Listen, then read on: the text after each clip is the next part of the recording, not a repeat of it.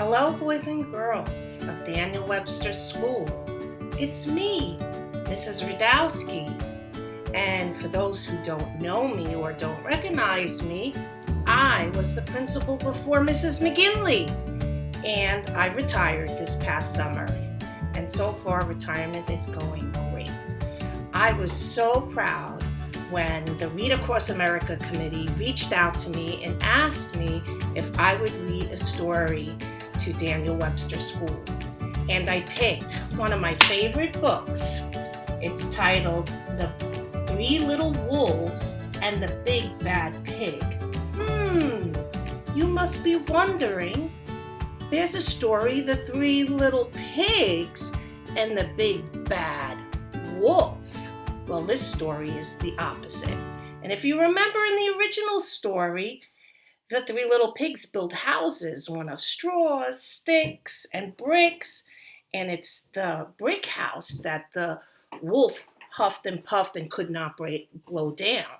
Well, in this story, the three little wolves start out with a house of bricks.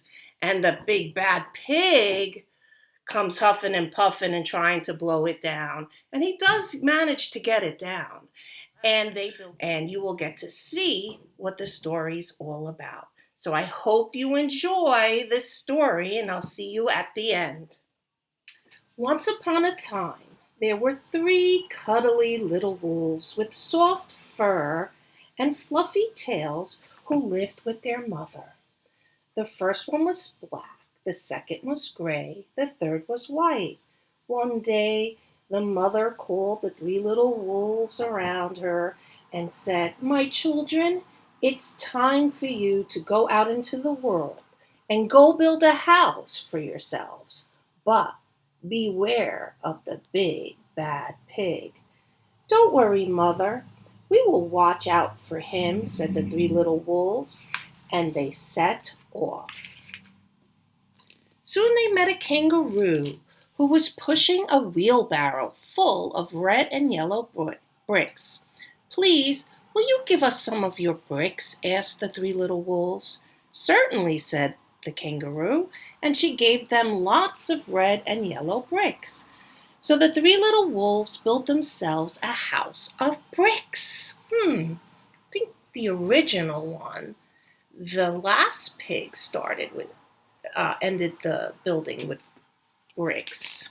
The very next day, the big bad pig came prowling down the road and saw the house of bricks that the little wolves had built. The three little wolves were playing croquet in the garden when they saw the big bad pig coming. They ran inside and locked the door. The pig knocked on the door and grunted, little wolves, let me come in." "No, no, no," said the three little wolves. "By the hair of our chinny chin chins, we will not let you in, not for all the tea leaves in our china teapot."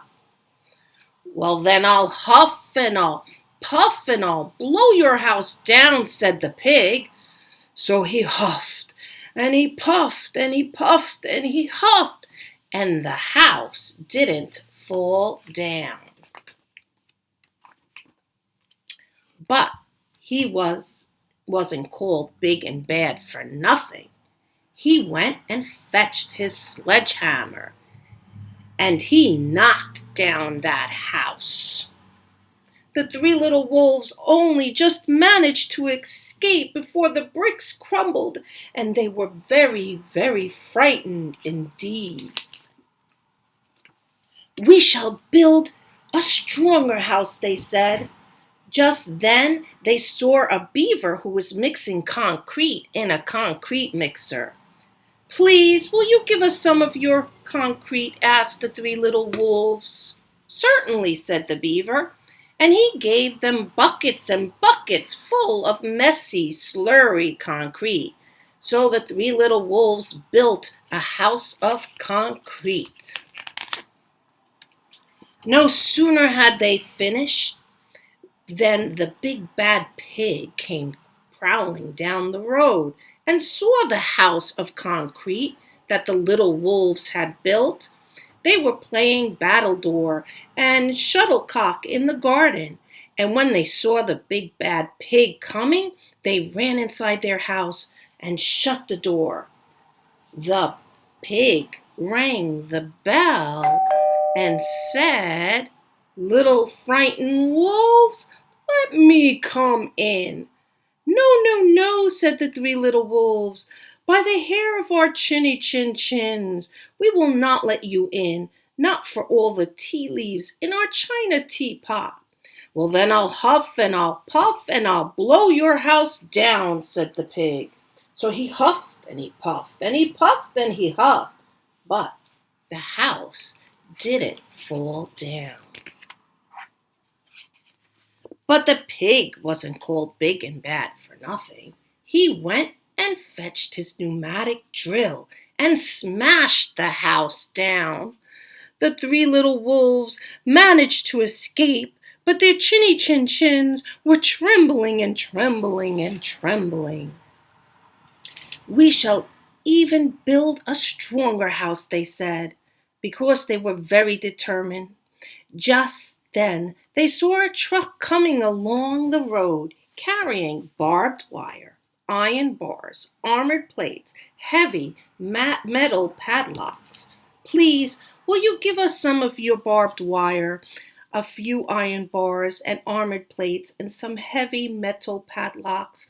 they said to the rhinoceros who was driving the truck. "Sure," said the rhinoceros, and he gave them plenty of barbed wire, iron bars, armored plates, and heavy metal padlocks.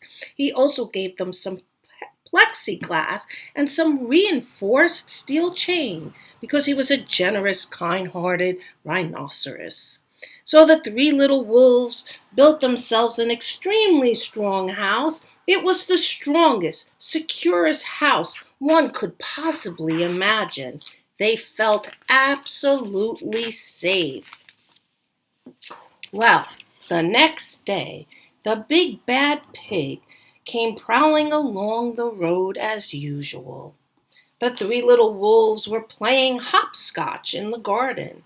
When they saw the big bad pig coming, they ran inside their house, bolted the door, locked all 37 padlocks.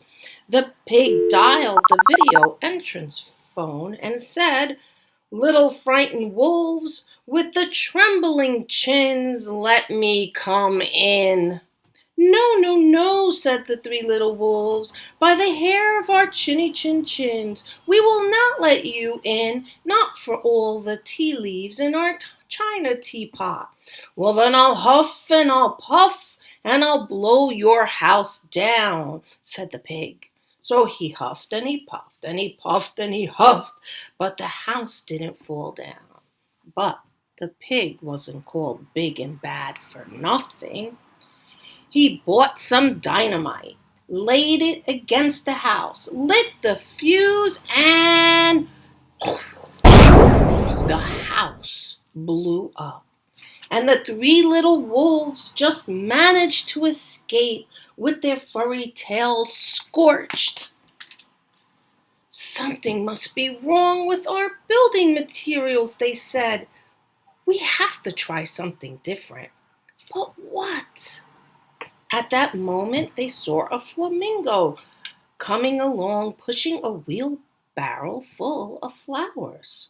"Please, will you give us some flowers?" asked the three little wolves. "With pleasure," said the flamingo, and he gave them lots of flowers. So the three little wolves built themselves a house of flowers. One wall was of marigolds, one of daffodils, one of pink roses, and one of cherry blossoms. The ceiling was made of sunflowers, and the floor was a carpet of daisies. They had water lilies in their bathtub and buttercups in their refrigerator. It was rather a fragile house, and it swayed in the wind, but it was beautiful. The next day, The big bad pig came prowling down the road, and he saw the house of flowers that the three little wolves had built.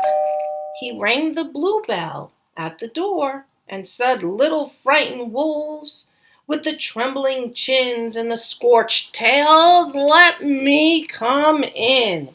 "No, no, no," said the three little wolves. "By the hair of our chins, we will not let you in, not for all the tea leaves in our china teapot. Then I'll huff and I'll puff, and I'll blow your house down," said the pig. But as he took a deep breath, ready to huff and puff, he smelled the soft scent of the flowers, and it was fantastic. And because the scent was so lovely, the pig took another breath, and then another. And instead of huffing and puffing, he began to sniff. He sniffed deeper, and deeper, until he was quite filled with the fragrant scent. His heart grew tender, and he realized how horrible he had been. Right then, he decided to become a big, good pig, and he started to sing and dance the tarantella. And if you know that, it's an Italian folk dance that goes da da da da da da da da. You could hear the music in the background. At first, the three little wolves were a bit worried. It might be a trick. But soon they realized that the pig had truly changed. So they came running out of the house. They started playing games with him. First, they played pig pog, then piggy in the middle. And when they were all tired, they invited him into the house. They offered him tea and strawberries and wolfberries and asked him to stay with them as long as he wanted. The pig accepted, and they all lived happily ever after. The end. So, did you enjoy it? I know it's one of my favorite ones. So, boys and girls at Daniel Webster School, remember, reading is very important, especially as you celebrate Read Across America. I want you to recognize how important reading is.